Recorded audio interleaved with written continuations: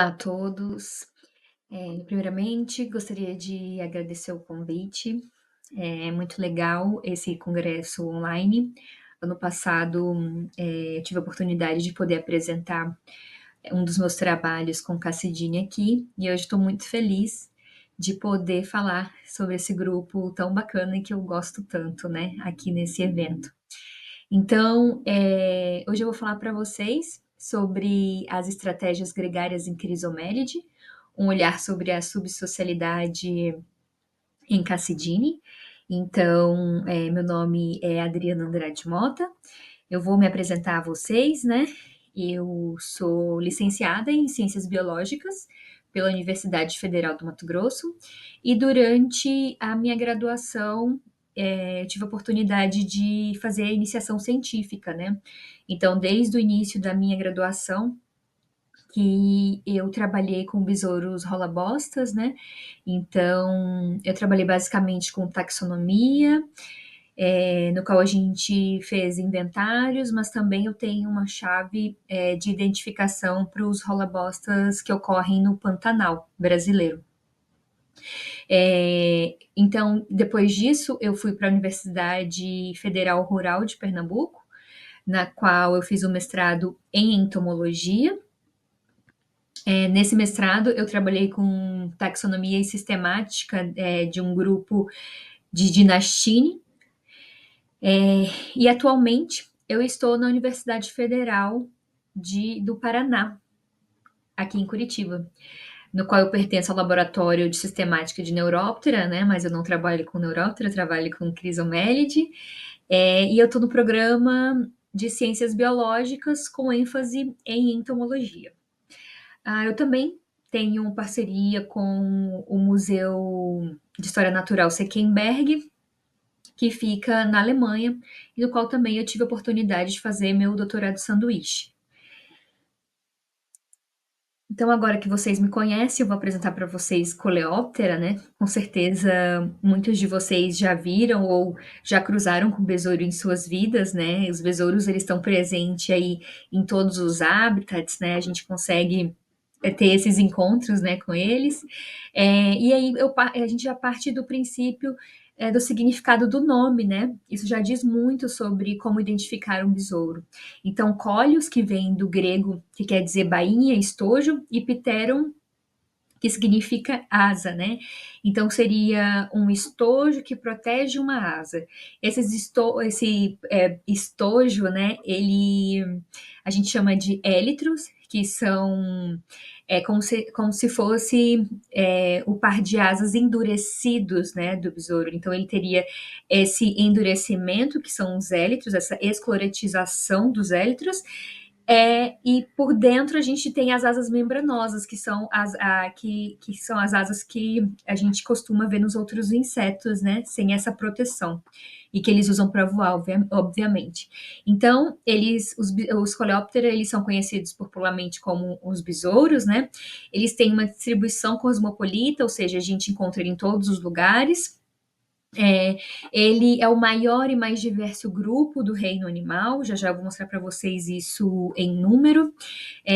Tem 380 mil espécies descritas, 188 famílias no mundo, tem uma diversidade morfológica, hábitats e hábitos alimentares muito significativa, né? E essa forte esclerosação de todas as partes expostas do corpo é indicado como o fator mais importante do sucesso evolutivo. Então, acredita-se que por eles terem essa adaptação, eles tiveram um sucesso evolutivo muito grande, né? Porque eles se tornaram mais resistentes, né, com o aparecimento dos élitros. Então, são insetos aí que tiveram um grande sucesso evolutivo. Pois bem, ah, falando da diversidade, né, quando a gente pensa no insecta, né, o Lometábola representa aqui 83% de todos os insetos. Enquanto isso, Coleóptera está aqui, representando 38%, né, da diversidade de todos os insetos. Então, é um número bem expressivo. Para além disso, se a gente olha no catálogo taxonômico da fauna do Brasil, os números atuais, né, eu tirei isso aqui, acho que deve ter o quê? Algumas semanas, né? Então, de espécies válidas, a gente tem 36.065 aqui para o Brasil, e de gêneros a gente tem 4.981 de gêneros que ocorrem aqui no Brasil, né? Então, a gente tem uma diversidade bem grande. É, No Brasil, a gente tem 115 famílias, e porém esses dados, né, estima-se que coleóptero no mundo tenha de 1 a 12 bilhões de espécies, né? E no Brasil seja em torno de 130 mil espécies, então é muita coisa, né? E dentro de coleóptera, a gente tem a família Chrysomelidae, que é a família que eu estudo. Chrysomelidae tem uma diversidade aí de 37 mil espécies descritas, tem distribuição mundial também, tem uma grande importância econômica, né, devido ao seu hábito alimentar, por eles se alimentarem de folhas, acaba que eles são de importância econômica, porque muitas espécies são consideradas pragas, né, aí da agricultura, e eles possuem plantas hospedeiras, então é, já sabe, né, que a gente vai encontrar certas espécies de besouros em determinadas plantas. E por isso eles desenvolveram muitos mecanismos de defesa. Mas como assim eles desenvolveram muitos mecanismos de defesa por terem plantas hospedeiras, né? Quando a gente vai pensar na relação predação, né? E parasitismo, é muito mais fácil para um predador ou um parasita encontrar um besouro se ele já tem endereço, né? Que seria a planta hospedeira. Então, assim como eu faço campo atrás dos meus espécimes buscando essas plantas, os parasitas e os predadores também fazem o mesmo, né? Então, em contrapartida, os besouros que não são nem um pouco bobos, né, e têm esse sucesso evolutivo muito grande, eles desenvolveram muitos mecanismos de defesa, e é o que eu vou falar para vocês. Né? Então, assim, desde os ovos, as larvas, os adultos, as pulpas, elas têm esses mecanismos, né? Então, a gente tem exemplos nos ovos que eles têm defesas químicas, é, nos ovos também, nas larvas da pulpa, que tem aposematismo, mimetismo, né, que são aí comportamentos de fingir que é uma outra coisa, ou de ter uma coloração que possa passar alguma mensagem, né, de alerta, mas sempre no caminho de se defenderem, né. E a hemorragia reflexa nos adultos e também a morfologia, né, de alguns indivíduos que fazem que essas defesas sejam advindas de pré-adaptações evolutivas. Então, eles tiveram esses comportamentos para poderem sobreviver, e essa pré-adaptação passou de geração para geração. Então, o que eu vou falar para vocês do gregarismo, o gregarismo também é um mecanismo de defesa. Então, eu vou só conceituar aqui para vocês o que seria esse gregarismo. O gregarismo ele é um agrupamento de indivíduos, né, geralmente pertencentes à mesma espécie, que eles permanecem juntos em algum estágio da vida. Então, seja nos ovos, ou nas larvas, ou até nas pulpas, né? Os adultos também são gregários, né, em algumas situações, e também aqui que é o para mim a coisa mais interessante, né? Por isso que eu sugeri essa palestra, que é considerado um dos precursores do desenvolvimento da subsocialidade. Mas é claro, né? Se é muito mais fácil para um bicho subsocial cuidar da sua prole se elas estiverem todos juntinhos, né? E isso eu vou destrinchar com vocês mais lá na frente. Estou só aqui fazendo uma introdução. Então, ele é gerado e regulado por meio de interações complexas.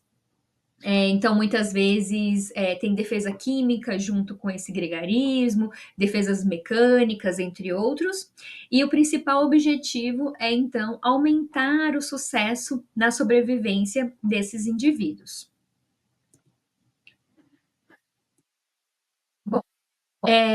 Como tudo na natureza, há vantagens e desvantagens, né? Então, algumas vantagens do gregarismo, deles estarem todos juntos, seria a proteção contra os inimigos naturais, né? Ora, se eles estão juntos, eles podem parecer maiores, por exemplo, né? Ou se eles estão juntos, eles têm uma defesa química, essa defesa química vai se potencializar, né? Então, eles vão conseguir se proteger aí desses inimigos naturais. O consumo acelerado de alimentos, uma vez que eles conseguem se alimentar, ele, eles conseguem aí se alimentarem mais rápido, fazendo com que eles fiquem menos expostos daí dentro dessa planta hospedeira, né? O aposematismo, né, como eu já exemplifiquei no outro slide, o mecanismo de defesa potencializados. Então, como eu disse, se eles estão juntos e eles têm um mecanismo de defesa químico, eles vão conseguir potencializar, né? Então, essas são as vantagens do gregarismo. Mas, como tudo, né, também tem as desvantagens. Uma delas é o risco de contaminação, porque uma vez se um indivíduo está contaminado com algum fungo, alguma bactéria, isso vai se proliferar mais rápido porque eles estão todos juntinhos, né? A competição por alimento, se a gente tem aí, porventura, um dos indivíduos que tem alguma que não consegue ter um bom desempenho, né? Então pode ser que haja uma competição, né? E alguns indivíduos paguem por isso, e uma maior visibilidade. Ao mesmo tempo que eles podem amedrontar alguns inimigos naturais, eles também podem chamar atenção para predadores mais que enxergam melhor, eu diria, como por exemplo mamíferos ou aves, né? Então, agora que a gente viu as vantagens e as desvantagens, vamos ver em quais ordens, né, de inseto a gente pode encontrar o gregarismo. Então, a gente encontra em 9 ordens, sendo elas Blatária, né, que a gente tem gregarismo na fase dos ovos, algumas ninfas também são gregárias, a gente encontra em adulto, né, muito característico aí desses bichos sociais, né, vocês podem perceber. Tisanóptera, a mesma coisa, né, a gente tem cuidado maternal em Tisanóptera, tem ovos, ninfas gregárias, Himenóptera nem se fala, um bicho que é social e que a gente tem aí as abelhas, as formigas, né, e aí o gregarismo de várias formas, né? Ortóptera, que a gente tem principalmente os adultos, principalmente na época do acasalamento. Hemíptera, Lepidóptera, principalmente nas larvas, né, ovos e larvas. Díptera, Neuróptera e Coleóptera, né? Então a gente tem algumas famílias de Coleóptera que têm gregarismo. Pois bem, e como é que o gregarismo a gente pode encontrá-lo, né, dentro dessas ordens? Como eu disse, a gente pode encontrar nos ovos, né? As larvas também podem estar em gregarismo, as pulpas e os adultos, né? Então, pode acontecer em um estágio só da vida ou em todos os estágios, que é o caso de Crisomélide, de Cassidinho, que eu vou mostrar para vocês. Além da gente ter esse gregarismo nesses estágios da vida, ele também pode estar combinado com outros mecanismos de defesa, como, por exemplo, a ciclolexia. A ciclolexia é um mecanismo de defesa dentro do gregarismo. Então, as espécies que possuem gregarismo, elas podem apresentar ciclolexia para poder se defender ainda mais de todas essas adversidades da vida, né? Como, por exemplo, aqui a gente tem Lepidóptera e Cassidine. Eles estão em círculos, né? E vocês podem ver que aqui nas extremidades tem algum sinal de defesa, né? Nas duas fotos. Então, para eles serem considerados que estão fazendo ciclexia, os indivíduos eles têm que se posicionar sempre no círculo fechado, né? O círculo deve ser uma formação de repouso e as extremidades para fora podem apresentar algum tipo de defesa, que é o que eu estava falando para vocês, né? Que essas extremidades aqui, elas parecem que foram feitas, né, para afastar, né, para mostrar que é uma coisa perigosa e tudo mais. E um desses mecanismos de defesa, eu vou falar para vocês, né? Porque está dentro de Cassidine, então é importante que eu mostre para vocês, que é o escudo fecal. O escudo fecal, ele é basicamente fezes e restos de exúvia, né? Lembra quando os insetos eles fazem a muda, né? A equidise, então ele solta o que a gente chama de exúvia e fica grudado ali junto com as fezes. Isso forma essa estrutura que aqui a gente tem a imagem, né, lateralmente, e que ele tem uma defesa mecânica, mas também acredita-se que tem alguma composição química, né, que tem algum odor, né, e a gente chama isso de escudo fecal. Isso são larvas de cassidinha, que a gente tem uma pulpa, né, também tem algumas pulpas que possuem essa exúvia, né. Pois bem, para além disso, a gente tem o gregarismo presente também em algumas em algumas espécies de crisomeline, né? Que também são subsociais. Aqui eu só trouxe para ilustrar para vocês, né? Que a gente tem algumas outras espécies de outra subfamília que tem cuidado maternal e que também tem gregarismo, né? Como, por exemplo, aqui, Gonioctena, né? Proicella, que a gente vê que as larvas elas ficam juntas, né? E também tem o cuidado maternal. E agora, né, falar de Cassidine. Cassidine também tem cuidado maternal, está dentro de Crisomélide, né? É uma linhagem mais distante de Crisomeline. Então, assim, são linhagens diferentes, mas que eles apresentam esse cuidado subsocial, né? Então, assim, o cuidado maternal, como conceito, né, seria qualquer comportamento que que os pais tenham com a sua prole, desde a construção de um ninho até cavar um buraco para colocar os seus ovos, ou ficar com os seus ovos, até, por exemplo, passar todo o estágio do indivíduo até o adulto, que é isso que acontece em Cassidine. Então, Cassidine, o cuidado é maternal, porque são as mães, né, são as fêmeas que ficam, mas também poderia ser parental, como acontece em outras espécies, né? Ou biparental, que é quando os pais ajudam, né, juntos. Então, em Cassidine é a fêmea que faz esse cuidado. Então, desde a postura dos ovos, que são ovos gregários, eles eclodem, as larvas são gregárias e as pulpas são gregárias. A fêmea, ela não se afasta da sua prole. Então, esse cuidado é extremamente importante para a sobrevivência dos seus indivíduos.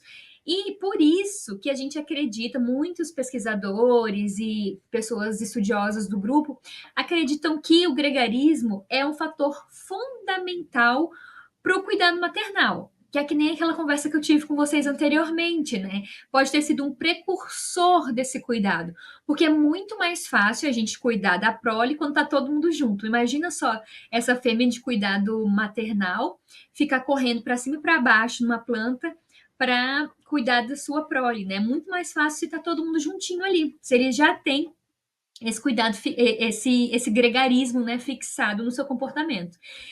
Então, para falar um pouco de Cassidine, a gente tem aí que Cassidine tem 6.400 espécies, né, atualmente válidas, e pertencentes a 358 gêneros e 35 tribos. Então, a gente tem uma diversidade gigante dentro desse grupo, né? Seja de morfologia, cores, comportamento, planta hospedeira, né? Então, a gente tem muita coisa interessante sobre esse grupo. E dentro dessa subfamília, a gente tem Mesonfaline. Mesonfaline é a tribo que a gente encontra com o cuidado maternal. Esse cuidado maternal, como eu já disse, ele só ocorre dentro dessa tribo e em 4 gêneros. Essa tribo ela tem atualmente 582 espécies válidas e 28 gêneros, mas, como eu disse, né, são só 4 gêneros que apresentam esse cuidado maternal, que é Acromes, que no total tem 3 espécies, Omáspides, que no total tem 40 espécies, Paraselenes, 30 espécies e Eugênisa, 18 espécies. E em relação ao que a gente tem hoje de cuidado maternal registrado, né? Porque assim, apesar de que a gente não tenha registro de todas as espécies, a gente não tem foto, não tem artigo publicado, nunca ninguém viu todas as espécies cuidando, por ela ter sido recuperada como um grupo, como gêneros monofiléticos, através de 3 marcadores moleculares, né, recentemente, em 2020, a gente acredita que por esse monofilismo do grupo, todas as espécies do gênero possuem cuidado maternal. Mas, até então, a Cromes a gente tem registro para todas as espécies, né? O Máspide, só 15 espécies tem registro. Paraselenes, 11 espécies, e Eugênios, apenas 4 espécies registradas. Mas isso não quer dizer, como eu disse, que as outras não tenham. Na verdade, a gente pressupõe que essas espécies elas tenham esse cuidado maternal. E quais são as características, né? Como eu já expliquei aqui, eu vou só mostrar para vocês a ilustração, que a gente tem a fêmea cuidando dos ovos, né? Após a postura, sempre, né, nas folhas, né, e a maior parte das espécies, elas colocam os ovos embaixo da parte, abaixo da folha. A gente tem ela cuidando aqui das larvas de primeiro instar, e aqui já quase na fase de pupa, né, no quinto instar, e a gente pode ver elas em cicloalexia, como eu expliquei, e o escudo fecal voltado para fora. Olha só que interessante. E aqui a gente tem a fêmea cuidando das pupas. Inclusive, já foi visto as fêmeas mudando as pupas de lugar com o seu aparelho bucal e as suas pernas anteriores, né? Então, se tem uma pupa que ela cai ou ela está muito longe do grupo, a fêmea ela vai puxando e vai buscando colocar todo mundo juntinho de novo. Bom, vou falar aqui rapidamente de alguns gêneros, né? Na verdade, só de 3, dos quais a gente tem mais espécies amostradas, né? Com cuidado maternal e que vocês podem encontrar. De repente, vocês podem aí registrar um cuidado maternal novo, né? Lembrando que esses indivíduos a gente encontra basicamente na família Convolvulaceae, né? Ou Borragiaceae, mas sempre em lianas, né? Que são as trepadeiras. Então, quando vocês verem uma planta dessa, sempre deem uma olhada embaixo das folhas, né? Pode ser que vocês consigam aí registrar e seria muito interessante trazer essas informações. Então, aqui a Cromes, a gente tem essa diversidade entre machos e fêmeas, como vocês podem ver aqui nesse macho da esquerda, que tem esse ângulo humeral bem proeminente, né, que tem como se fosse um espinho, né, e isso é usado para brigas, né, uma seleção sexual dessa espécie, né. A gente tem o macho que ele é menor, e a fêmea que não tem esse ângulo humeral tão angulado. E aí, uma coisa muito interessante que já se observou dentro desse gênero é que esses machos eles brigam entre si e essas perfurações que vocês estão vendo nos élitros deles é advindo de brigas, né? Então esses machos eles são extremamente agressivos, óbvio, né? Que tudo dentro da sua natureza e eles se machucam entre si e fazem essas perfurações, né? Muito interessante. Tem trabalhos que relatam aí essas grandes brigas, né, entre os machos. Bom, como eu disse anteriormente, a Chromis tem 3 espécies, né? É, essas espécies elas estão amplamente distribuídas na América Central e na América do Sul, ou seja, vocês podem aí cruzar com essas espécies. Esse é um grupo bem resolvido, né? A gente tem revisão taxonômica sobre esse grupo. E assim, seria muito interessante se a gente conseguisse coletar mais esses indivíduos, né? E se vocês virem eles por aí, por favor, entre em contato comigo. Bom, um outro grupo também é Omáspides, né? O gênero Omáspides, que tem cuidado maternal. Esse grupo ele tem 3 subgêneros e 40 espécies válidas. É um grupo bem grande, como vocês podem ver aí na esquerda. A gente tem aí, são pupas que já estão na fase adulta, né? Então, eles estão acabando de eclodir. Quando eles eclodem, o élitro fica quase transparente e depois ele vai mudando a sua coloração, né? É muito interessante. E vocês podem ver que as fêmeas elas têm essa margem elitral bem proeminente, que ela usa mesmo para guardar os seus ovos, né? Existem vários trabalhos que falam sobre o quanto a sobrevivência dessa prole está atrelada ao cuidado maternal dessas fêmeas. Pois bem, né? A gente tem aí uma foto que vocês estão vendo ela cuidando dos ovos, e também nós temos trabalhos que mostram que a maior taxa de parasitismo é na fase dos ovos, né? A segunda é nas larvas, e o cuidado maternal é extremamente importante, uma vez que já fizeram experimentos, né? E quando a fêmea é retirada, ela perde praticamente toda a sua prole. Então, todos os seus ovinhos vão ser parasitados e as suas larvas também. Então, extremamente importante esse cuidado, né, a presença da fêmea aí com seus filhotes. Então, a maior parte ocorre na América do Sul, ou seja, vocês podem encontrá-los por aí também. E a gente tem os 3 subgêneros, né? O Omáspide de senso estrito, com 34 espécies, que vão da Costa Rica até a Bolívia. Parecoma, com apenas uma espécie, que está no Planalto brasileiro. E para Omáspides, né? Que tem 5 espécies restritas ao leste do Brasil e ao norte da Argentina. Então, assim, é um bicho também que vocês podem encontrar com facilidade, né? Ele é extremamente diverso e amplamente distribuído, e tem esse cuidado maternal também. Um outro gênero, né? É Parasilenes. Parasilenes tem 2 subgêneros, no total são 27 espécies, Parasilenes sensu estrito e Parasilenes spetiocoma.